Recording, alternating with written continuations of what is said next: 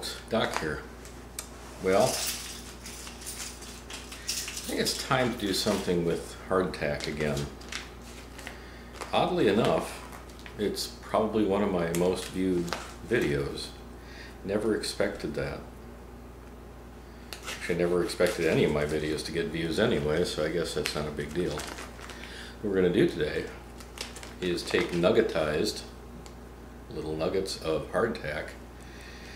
And I got a comment on one of the hardtack videos that said that one of the uses was to just stick it in your mouth and hold it there as long as it would stay there. So I thought I'd try this out and see how long it takes.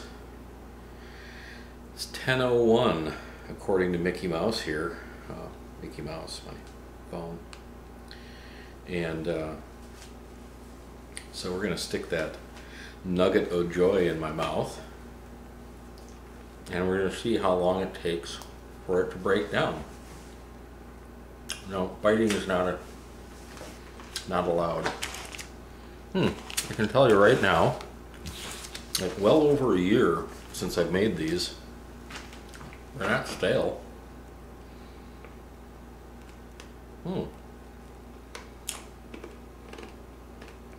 This may not take as long as I thought it would. They're actually a lot easier to chew up than they were a year ago.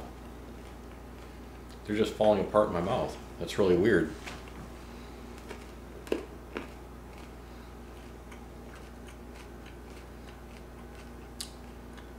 It's a little bit rancid. I can taste it. That's probably because I use whole wheat flour. There's more oil in whole wheat flour. But it's not horrible.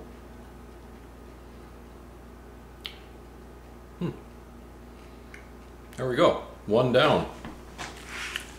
I guess I won't need to suck on these for too long. I'm a masochist, going to try another. And now what I'm going to do is make a new batch of hardtack, but I'm going to do it a little bit differently this time. And when I get things ready, I'll show you.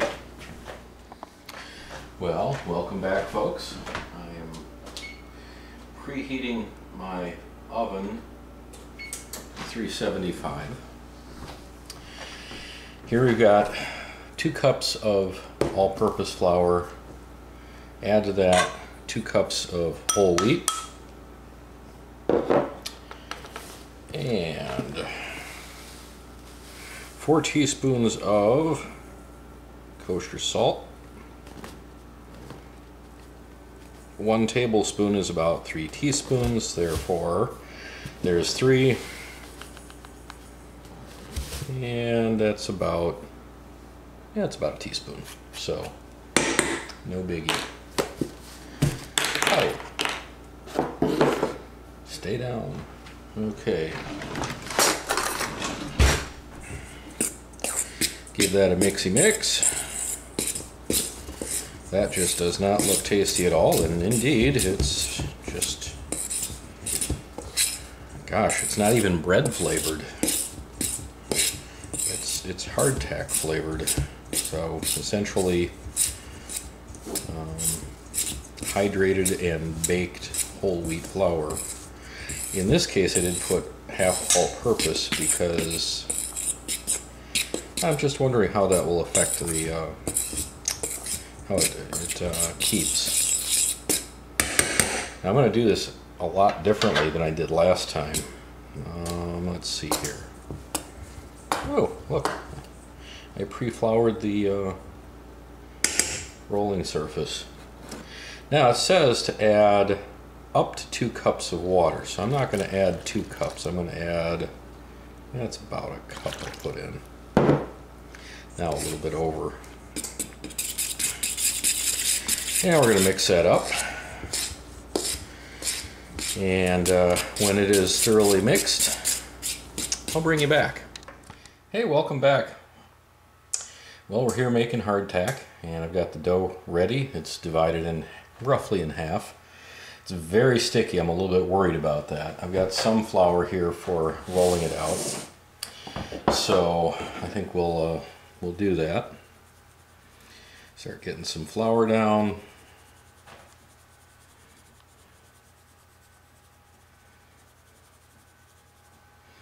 A little bit of flour on there.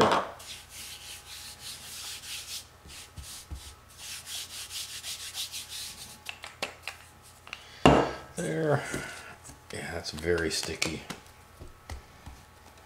Let's get that rolled in some flour quickly, pat it out just a touch, and get it rolling. Now I'm going to roll this a lot thinner than I did last time. Part of the reason is I got a comment from somebody, and they asked me, why are you having it so thick? They said it makes it a lot harder to use. So I wanted to check that out and see if there's anything to that. I suspect there is. That dusted a little bit and then flipped. And dusted a little bit on that side. Keep the rolling pin from sticking.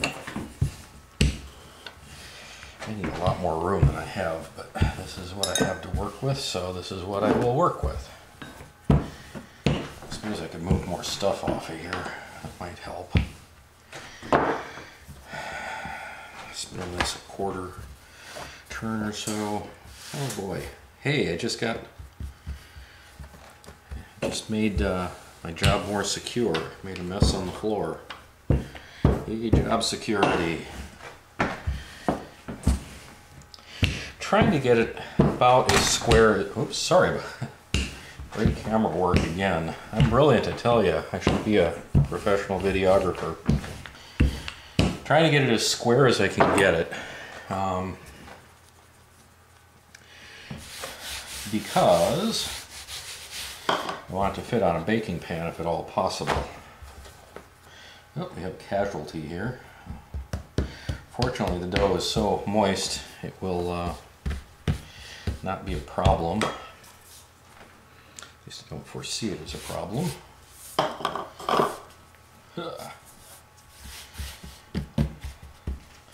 This end is pretty well rolled out. It's this other side that needs a little work, but it's kind of sticking, so probably should use more flour, but I didn't, so that's life. Yeah, it's really sticking on one end here, so it doesn't want to roll out anymore. Not beautiful looking, is it? But it will, oh, I really kicked that there. Not beautiful looking, is it? But this is what I'm going to use. Now we're going to see if we can get it off, there without ripping it up too badly, which I did do. Fortunately, the dough is very soft, and I can fix these things, make them better than they were before. Maybe cut some of this off and return it to,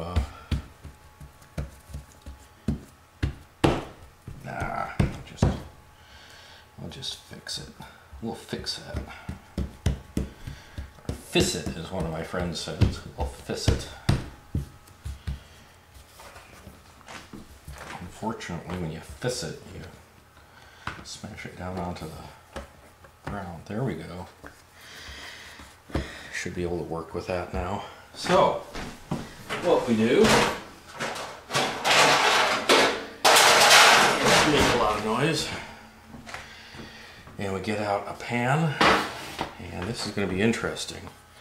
I have a feeling, yep, it's a lot bigger than the pan is. Well, we'll fix that too. Basically, bring that up here, and I think what I'm going to do is, besides fixing these holes that keep popping in, so I'm going to cut away this this edge here, because it's a little bit bigger than I want it, and I can square things up a little bit. make it a little bit nicer. So just cut like that. Take the pieces out. And get these guys back together. Cut this big thick chunk out. Put that back in the pan.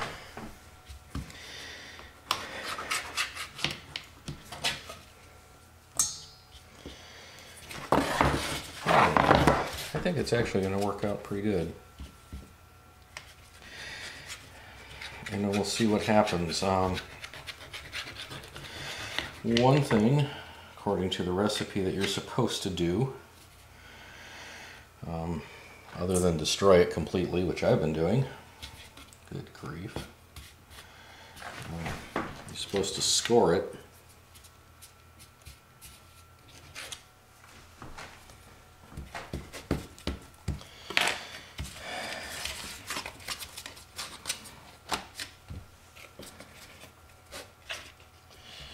This is going to be a nightmare. That's okay though. It's a learning process. And basically they were talking about scoring it as though it were a saltine cracker. So about that size. So we're going to put score marks in. They said don't cut through. Don't make it too deep. Poking holes in it too. I'll use a fork for that. And again, not too deep. You just want to basically have a score line.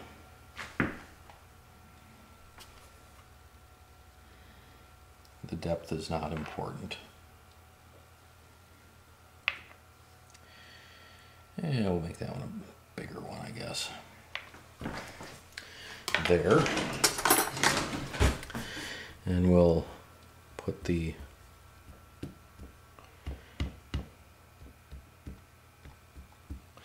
I'm not exactly sure what these little dots do, other than it might help out with evenness of baking, I suspect. They say not to go all the way through to the pan, so it can't be for releasing steam, to keep it from bubbling. I'll give that one an extra set. That one went through, oops. There. Now, we'll stick that in the oven and see how it turns out. And I've got a whole mess more to deal with, so we'll show you in a little bit. Hey folks, well, we're back and we've got some delicious hardtack. Look at that, how thin that is. Nice and crisp. Now, the flavor, I mean, it tastes okay. It's kind of bland. It's got a little bit of salt in it, but there's no other flavoring. There's no fat in it, other than what's in the whole wheat flour.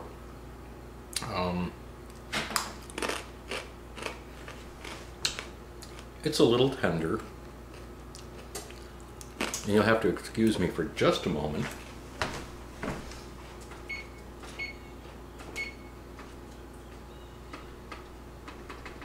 Because I have to set timer.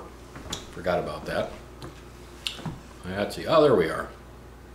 Came back again. Anyway, so you can see it's not bad, a little bit overdone. Now, a lot of people are going to use hardtack, or they're planning on using hardtack as a long-term storage food. Something that you can carry with you when you bug out, when you have to get somewhere in an emergency, like getting back home, or you know, in an could be any kind of event, but having to leave your home due to hurricane or forest fire or earthquake, something of that nature, something that's driving you out quickly. They'll use that as a long-term storage food that they can grab quickly. It's light and you can go. But all of that, I just find it to be completely uninspiring. But what if you were to take some really nicely aged Gouda cheese.